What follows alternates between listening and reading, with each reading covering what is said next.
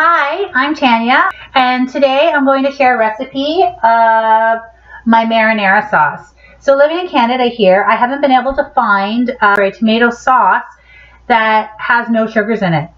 So I was left to experiment and find my own, or make my own, that I could use. I had a couple fails, so sometimes our spaghettis weren't quite as good as they used to be, but I finally found a sauce that I love. So I'm going to make it. It'll be enough for more than one use, so I will freeze the rest. But we can use some for tonight's dinner, whether you put it on spaghetti, whether you put it on rice, beans. You can also use it as the base to your spaghetti sauce and then add other vegetables and stuff to it. It's amazing. It's really, really good. So, super easy. What's in it is we're going to start with sauteing in a little bit of water that I already put into the pot or the pan. I'm going to put one diced onion in.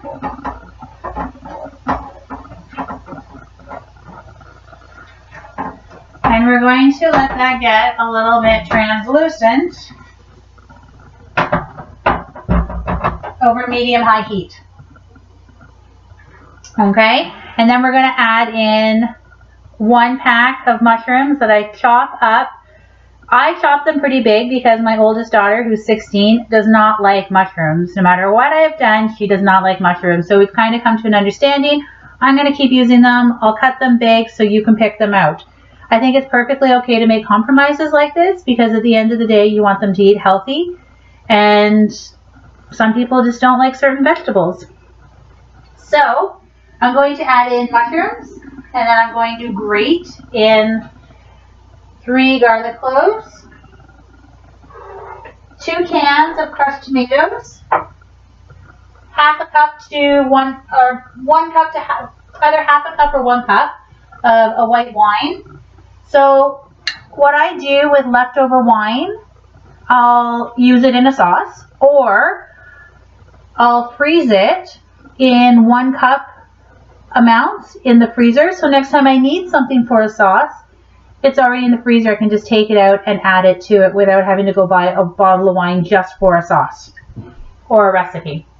Okay, we're going to add parsley. You can use fresh parsley or you can use dry parsley. Today we have dry.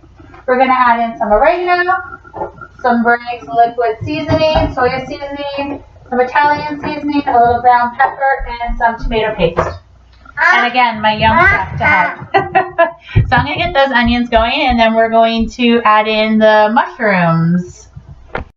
Okay, so the onions are starting to be translucent, and I noticed that I'm running out of water, so I'm just going to add a little bit more to prevent it from sticking. Okay? Just a very little bit, like a teaspoon or 2 of water. So we're going to continue to just like cook those up. See, we have some nice translucent onions. They look amazing. I'm going to add in the garlic. I like to, it's a really great tip that I heard from Rachel Ray years ago, but I just grate it in using my microblade on the side of my big box grater. You can get microblades by themselves as well. I just find that we don't end up with any big pieces, which is nice. And I like a lot of garlic, so I want it to be cut up really fine. And this just does the trick. Pull it all out. So we have our garlic in. We're just going to cook that a little bit until it becomes fragrant. I just want to be able to smell the garlic. I don't want to burn the garlic because it'll become bitter.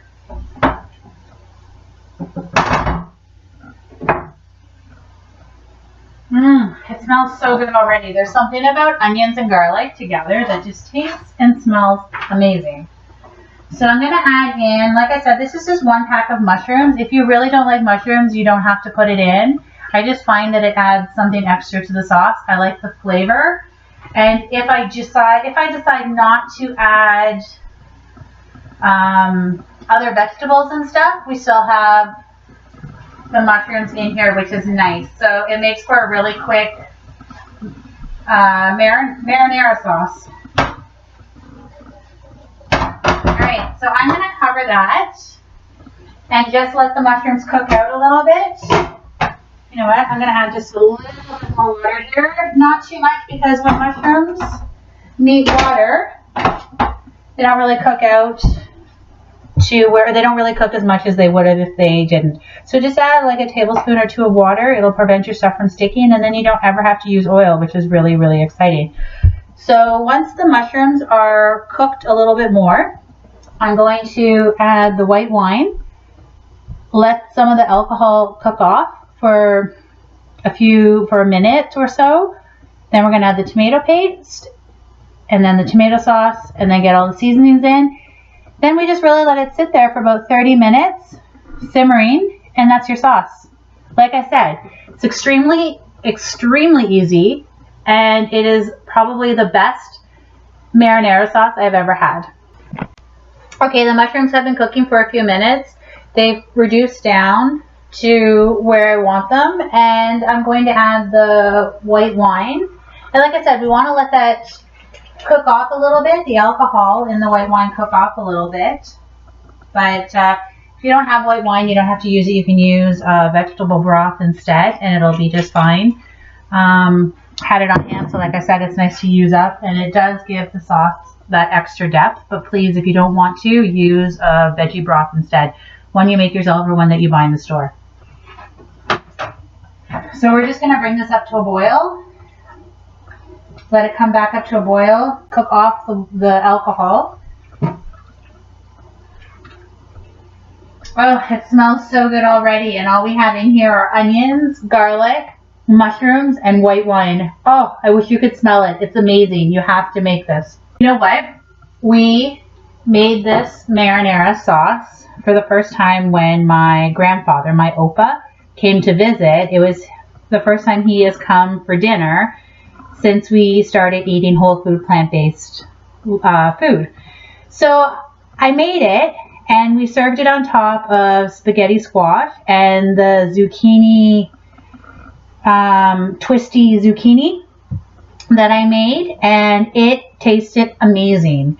So somebody who was extremely skeptical to have a whole food, plant-based meal absolutely loved it. He asked me how I did it, what I made. He even asked me where he could find other recipes like this. So it's really exciting when you have people over to your house. Don't be afraid to showcase the food that you're eating. They will absolutely love it. It's a good opportunity to show people. Okay, so it's cooked off a little bit. It's been about a minute or so. I'm going to add in the tomato paste. So just a quick note, we bought a really big can of tomato paste this time. We don't need all of this. I say probably maybe 3 tablespoons. Sorry, maybe 2.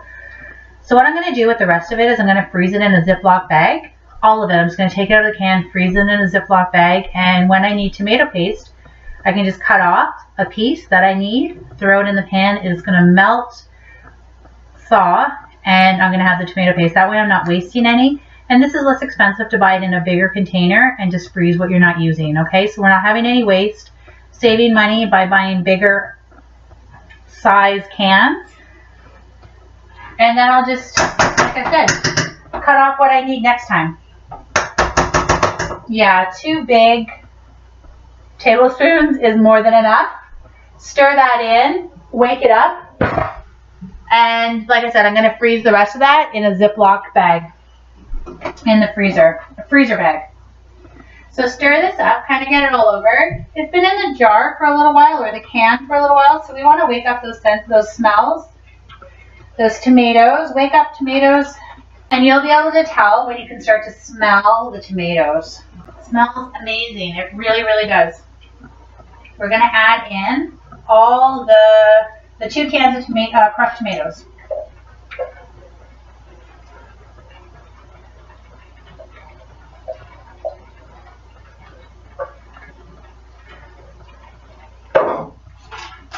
I seem to always wear white when I'm making tomato sauce. Silly, because they always spray up. I should either wear an apron or not white.